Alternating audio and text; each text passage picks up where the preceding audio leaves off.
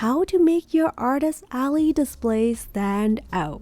Tips for designing a cohesive eye-catching setup. Hello friends and welcome back to the channel. My name is Sharon and I am an artist from Canada. If you've ever looked around Artist Alley and thought, wow, their table looks amazing. How do I make mine stand out like that? This video is for you. Today, we're talking all about how to make your Artist Alley display pop. Not just look nice, but actually grab attention, tell a story, and pull people in.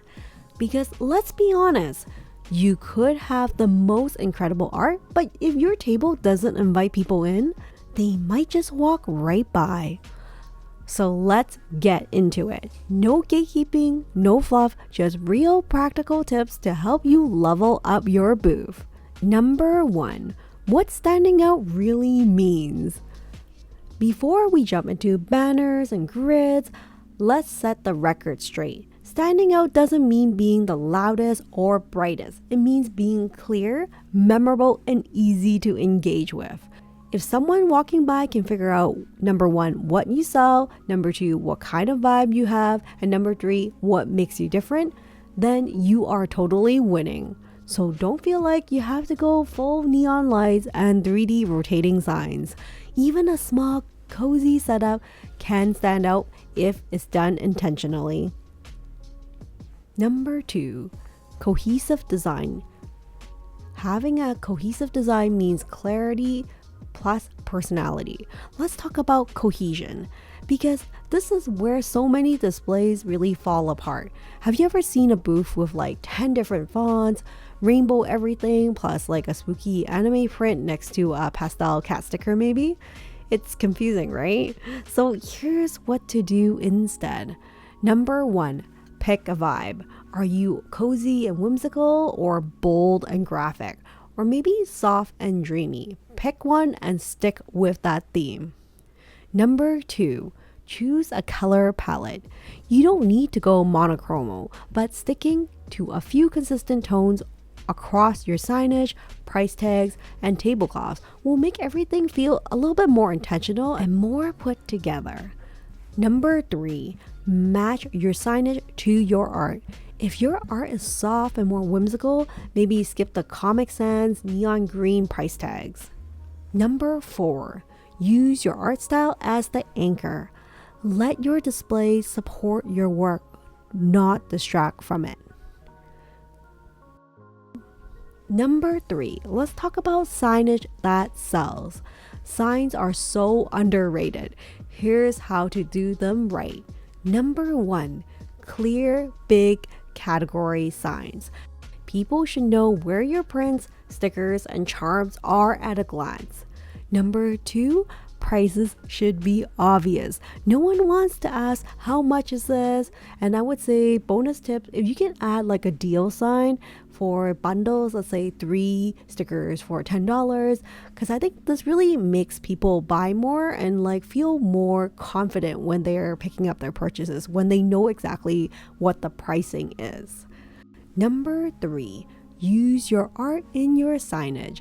Add a little character from your shop pointing to the price tag or saying hi. I think these are really cute details that are helpful to add.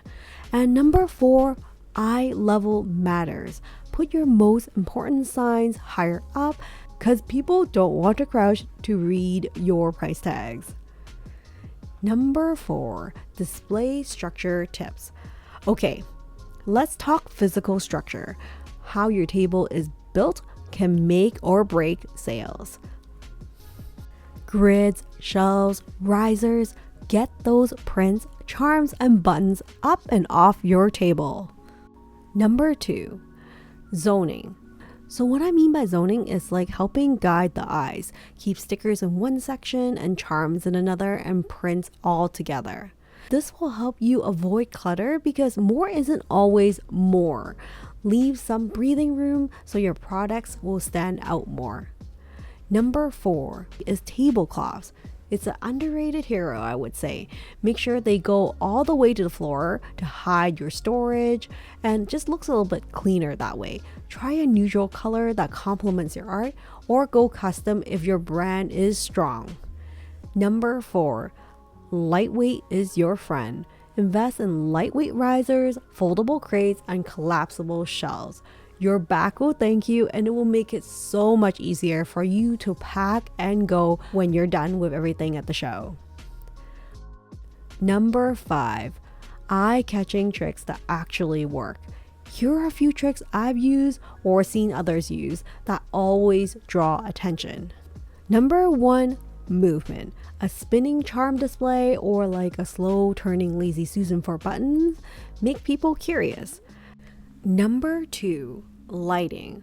This is so underrated. Like even a soft clip-on LED light under like a print shelf makes your art glow, and especially good in darker venues.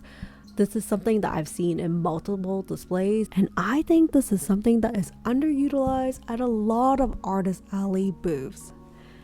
Number 3, a centerpiece.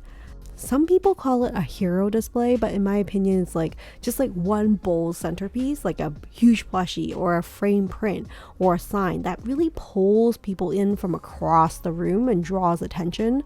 That really helps. Number 4, keep your booth interactive. Can someone spin a rack, flip through your print binder? These are all things that people are more likely to buy when they're physically engaging with your booth. And last but not least, number 5, cute extras. These are little things like tiny mascot plushes or a bowl of candy or a fun business card holder can add charm to your booth. Number 6, booth psychology 101. There is psychology in display design. Let's break it down. Number 1, faces sell. We're wired to look at faces, so if you have a character focused print, put it in the front and center. Number 2, left to right flow. People tend to browse left to right, so make sure to arrange your products in that direction if it is at all possible. Number 3, price anchoring. Make sure to put your more expensive items near your lower priced ones. It makes the cheaper ones feel like a better deal. Number 4, giving people something to pick up.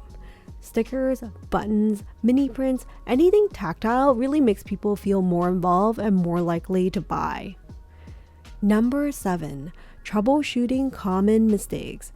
Here are a few things I've learned the hard way. Number 1, too much variety, because this can result in decision fatigue. If your table feels like a garage sale, people will get overwhelmed. Number 2, not labeling your fandom or characters. If it's fan art, label it clearly. People might want your art but not recognize the characters. Number 3, poor signage, which will result in poor sales. We already said it, but it bears repeating. If someone can't find the price, they may not ask. Number 4, forgetting about height. A flat table is a forgettable table. Use risers, shelves, and grids. Whatever works to get those prints, charms, and stickers at eye level. Number 5, ignoring the customer's path. Look at your booth from the front. What's the first thing you see? Is it exciting?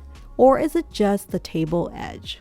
These are things to pay attention to if you want your display to stand out.